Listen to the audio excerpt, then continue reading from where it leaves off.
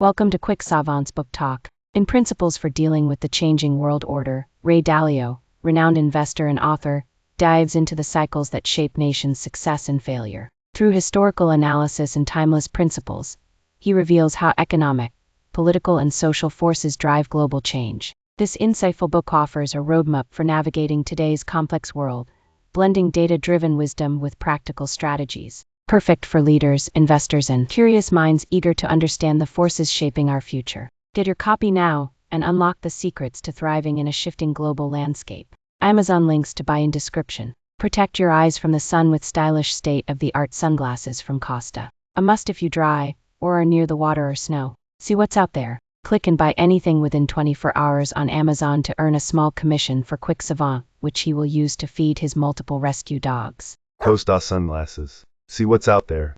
Costa sunglasses. See what's out there. A succession of cause and effect linkages has led to mutually supporting financial and military capabilities, boosted by the borrowing capacity of a reserve currency. All of the world's most powerful civilizations followed this road to the top. While most of these qualities are maintained at the peak phase, the seeds of their collapse are contained within the fruits of their success. As individuals in these wealthy and powerful nations earn more money, they become more costly and less competitive in comparison to those in other countries prepared to work for less money. Simultaneously, individuals in other nations naturally replicate the leading power's tactics and technology, thus reducing the leading power's competitiveness. British shipbuilders, for example, had less costly labor than Dutch shipbuilders. As a result, they hired Dutch designers to design better ships that less expensive British workers could build, making them more competitive, resulting in the British rising and the Dutch falling out of favor. Furthermore, when individuals get wealthier, they are less likely to labor as hard. They have more free time, explore the finer and less productive aspects of life, and may sometimes become decadent. During the rise to the top, from those who had to fight for wealth and power to those who inherited it, values change from generation to generation. They are less battle-hardened, accustomed to luxuries and a comfortable lifestyle, making them more vulnerable to challenges. The Dutch Empire's Golden Era and the British Empire's Victorian Era were both prosperous periods. People used to do well begin to wager on the good times and borrow money, resulting in financial bubbles. Naturally, the financial benefits are distributed unequally. As a result, the wealth disparity widens. Rich individuals utilize their superior resources to enhance their authority. Therefore, wealth disparities are self-reinforcing. For example, they give their children more advantages such as higher education, and they use their political influence to their benefit. As a result, the divide between the affluent haves and the impoverished have-nots widens regarding values, politics, and opportunities. Because less fortunate people believe the system is unfair, resentment grows. However, as long as most people's living standards continue to rise, these resentments do not become a source of conflict. Having the world's reserve currency always leads to excessive borrowing and adds to the country's massive indebtedness to international lenders. While this increases spending power in the near term, it negatively impacts the country's financial health and currency.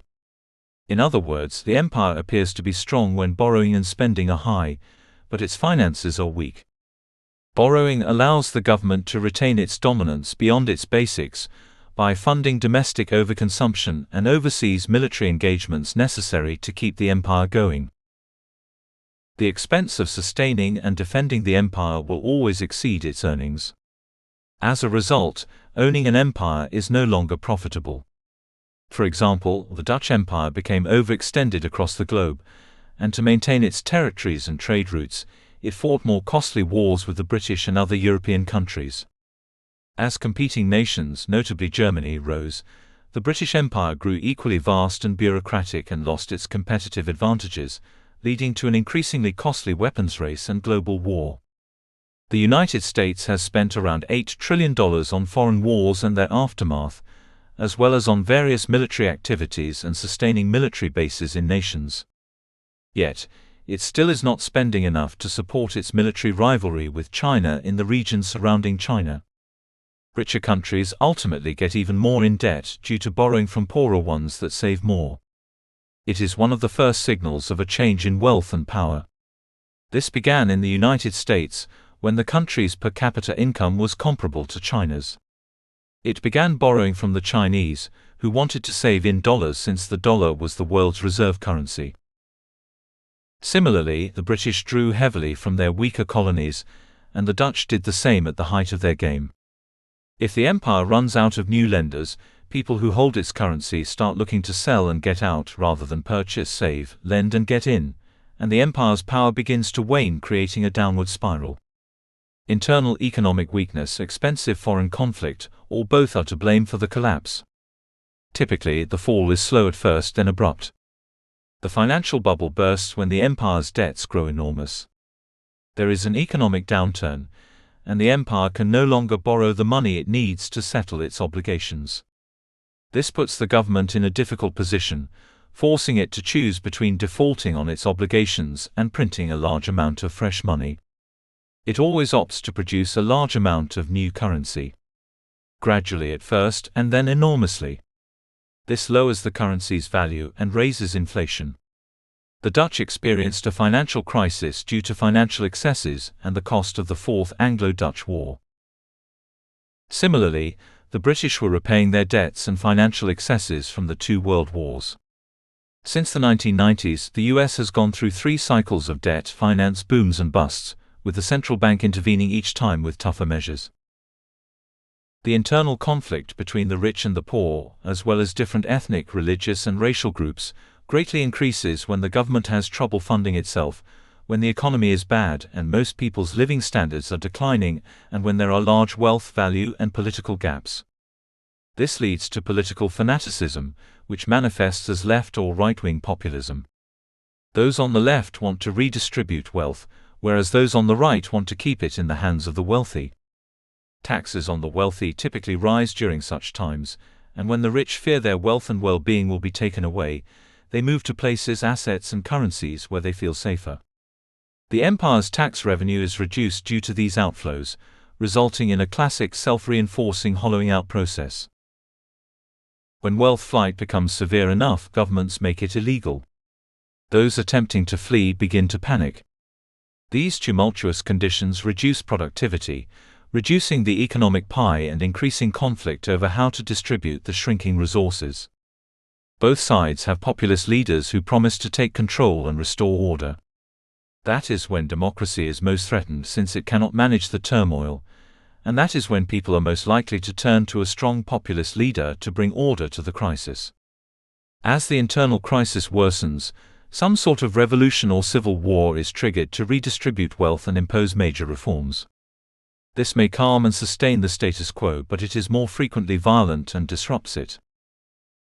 The Roosevelt redistribution of wealth revolution, for example, was largely peaceful and preserved the established internal order. The French, Russian and Chinese courses, on the other hand, were much more violent and resulted in new internal regimes. This internal strife weakens the empire, making it susceptible to emerging exterior adversaries who, perceiving its domestic weakness, are more willing to attack it.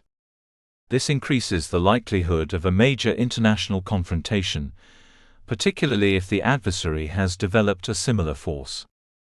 Defending oneself and one's empire against competitors necessitates significant military expenditures, which must be made when domestic economic circumstances worsen, but the empire cannot afford it.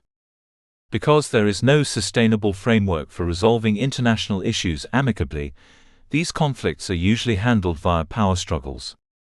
As the dominant empire faces more challenges, it must choose between fighting and fleeing. Fighting and losing is the worst consequence, but withdrawing is also terrible, since it allows the competitor to gain ground and sends a message to those nations debating which side to support that the empire is weak. Poor economic circumstances lead to increased battle for riches and power, leading to war. Wars are expensive. At the same time, they cause seismic movements in the globe that realign the new orders with the new realities of money and power. The classic cycle ends when people who possess the falling empire's reserve currency and debt lose trust and sell them. Less than 1% of the currencies have existed since surviving today, and they have all been deprecated. The Dutch experienced this following their loss in the Fourth Anglo-Dutch War when they could not repay the large debts incurred during the conflict. This resulted in a bank run and a frantic sell-off, resulting in huge money creation that depreciated the currency and rendered the empire irrelevant. The British experienced this after World War II when they could not repay the vast debts they had taken on to fuel their war effort despite their triumph. As the US and the dollar became dominant, this resulted in a series of money creation, devaluations and sell-offs of the British pound, ushering in a new global order. The United States has not yet reached this position at the recording time. The great sell-off in dollars and dollar debt has not started yet, even though it has vast debt, spends more than it makes and covers this imbalance by borrowing and printing large sums of new money. While major internal and external conflicts are occurring for various reasons, they have not yet escalated into wars. Eventually, whether violent or not, new victors emerge from these wars, who band together to reorganize the losers' debts and political institutions, establishing a new global order. Then the old cycle and empire end and the new one begins, and the process is repeated.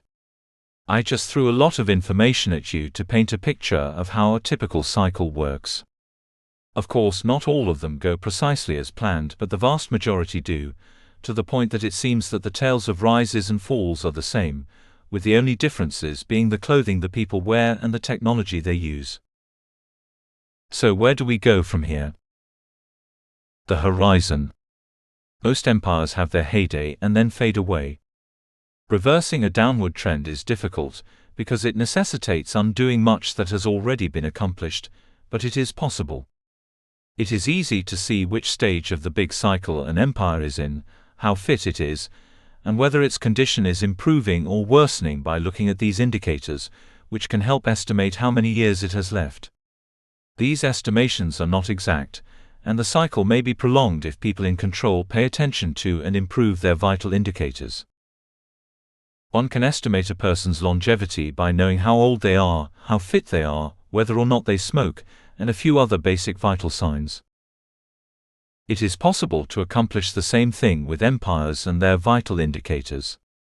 It will not be exact, but it will be wide in scope and provide clear guidance on improving lifespan. A nation's biggest conflict is frequently with itself, over whether it can make the difficult choices required to maintain prosperity. We need to make more money than we spend and treat one another nicely. The other things I stated, excellent education, ingenuity, competitiveness and so on, are means of achieving these two goals. My goal in sharing this picture of how the world works and a few principles for dealing with it effectively is to help you recognize where we are and the challenges we face. Then you can make the informed decisions necessary to successfully navigate these most challenging times. Chapter 12 of Principles of Dealing with Changing World Order. China's Big Cycle Rise and the Renminbi. Many individuals have advised me not to publish this chapter, since tensions between the US and China are so high. We are essentially engaged in forms of war already. Any favorable things you write about China will alienate American readers. Criticism of China will enrage Chinese readers, and the media will exacerbate the situation by twisting whatever you say. That is most likely accurate, but I cannot talk freely since the US-China relationship is just too crucial to be ignored by somebody who understands both nations as well as I do. I would lose my self-respect if I did not talk honestly. I am not frightened of criticism, in fact I seek it out. What I am sharing here is just the latest iteration of my learning process, which is to develop my perspectives through direct experiences and research, write it up, stress test it by showing it to smart people, explore our differences if and when we have them, evolve my thinking even more, and do it over and over until I die. While this research represents over 4 decades of doing precisely that with China, it is still unfinished. It is correct and incorrect in ways that have yet to be found, and it is presented to you to use or criticize in the spirit of discovering what is real. This chapter is about China and its history. The next part is on US-China relations. In this chapter, I aim to achieve a deeper understanding of where the Chinese are coming from, how they perceive themselves and us in light of their history. While I am not a researcher of Chinese culture or the Chinese way of life, I feel that my many first-hand contacts with Chinese people, historical and economic study, and the US and global viewpoint offer me a unique perspective on the country's history and present. You may judge whether or not that is true after reading this. China's culture developed over thousands of years due to the rise and fall of its many governing dynasties, the development of Confucian and Neo-Confucian philosophy and other beliefs, and the rise and fall of its many reigning dynasties. I have seen these typical Chinese values and ways of operating expressed repeatedly, for example, in the economic and leadership methods of two men, Lee Kuan Yew, Singapore's former longtime Prime Minister, and Deng Xiaoping, China's reform and opening up for trade initiator. Deng's developed a socialist market economy with Chinese features by combining Confucian principles with capitalist methods. As part of my research on the rises and falls of empires and their currencies over the past several years, I have also been studying Chinese history to understand better how the Chinese think, particularly its leaders who are heavily impacted by history. I started my studies in the year 600, just before the Tang dynasty. While I may be quite confident in my perceptions of people and things with whom I have had direct contact, I cannot be so sure of those with whom I have not. My opinions on historical leaders like Mao Zedong are based on historical facts and expert opinions gleaned from discussions and readings, and some educated speculation. What I can say is that, based on my own experience, the efforts of my research team, and thorough triangulation with some of the world's most qualified China academics and practitioners, I am confident in my findings. Since my first journey to China in 1984, I have had the privilege of getting to know many Chinese people from the lowest to the highest ranks on a personal level. I have seen their recent history in the same manner that I have witnessed America's. As a consequence, I have a good understanding of both the American and Chinese viewpoints. I implore those of you who have not spent much time in China to look beyond the caricatures presented by biased parties and to distance yourself from what you thought you understood about the old communist China. Consult those who have spent a significant amount of time in China working with the Chinese people before believing anything you hear from reformers. As a side note, I believe that widespread media falsehoods, as well as blip and blind and near-violent loyalties that obstruct serious study of our many viewpoints, portent of our times. To be clear, I refrain from being ideological and do not take sides on issues based on whether I agree with Americans or the Chinese. I am realistic. I think like a doctor, relying on logic and cause and effect correlations and believing in what works over time. The only thing I can ask for is your patience and openness as I share what I have discovered with you. When I addressed the 18 determinants at the beginning of this book, I put out the variables that I feel are most significant to a country's health. Education, competitiveness, innovation, technology, trade, economic production, military, financial center status, and reserve currency status are among the 8 metrics of power. Those are the variables that I use to assess China's strengths and shortcomings. The relative power of the world's major nations can be assessed by 8 distinct kinds of power indexes. I looked at these metrics while researching the emergence and falls of the major empires since 1500. We will now do the same for China, giving a broad overview of the country's history before delving further into the highlights. Unlike the Dutch, British, and American empires, which started with increases and ended with lengthy drops, China's cycle during the last 200 years has been one of extended decline followed by fast expansion. Even though the sequence is reversed, the cycle was produced by the same causes. In the 1940s and 1950s, 7 of the 8 superpowers were at their weakest. Most of them have developed progressively since then, particularly economic in competitiveness, education, and military force, until approximately 1980, when China's economic competitiveness and trade took off. That was shortly after Deng Xiaoping's open-door policy and the start of reform measures. It is not a coincidence. From my first visit to China in 1984 until about 2006, debt growth was in lockstep with the country's rapid economic development. To put it another way, it is lightning fast. Improvements were made without piling debt upon the economy. When the financial crisis of 2008 hit, China, like the rest of the globe, relied heavily on debt to boost its economy. Deficits soared relative to GDP. In 2012, Xi Jinping was elected president of China. He significantly improved China's debt and economic management, pursued innovation and technological development strategies, reinforced education and the military, and faced increased tension with the United States. China's creativity and technology are now nearly tied to that of the United States, and it is a formidable and rapidly developing military and educational force. It is a rising financial center by trails behind the US, which boasts the world's reserve currency and economic hub. We will go into this in more depth later in the chapter, but to comprehend China's present, we must first delve into its fascinating past. In a tiny nutshell, China's giant history.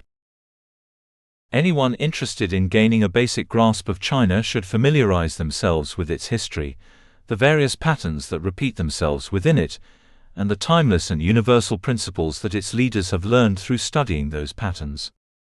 It takes a lot of effort to get even a rudimentary comprehension of Chinese history. It is huge and convoluted, spanning over 4,000 years. And it is inspired by so many distinct and often contradictory story interpretations that I am certain there is no one source of truth.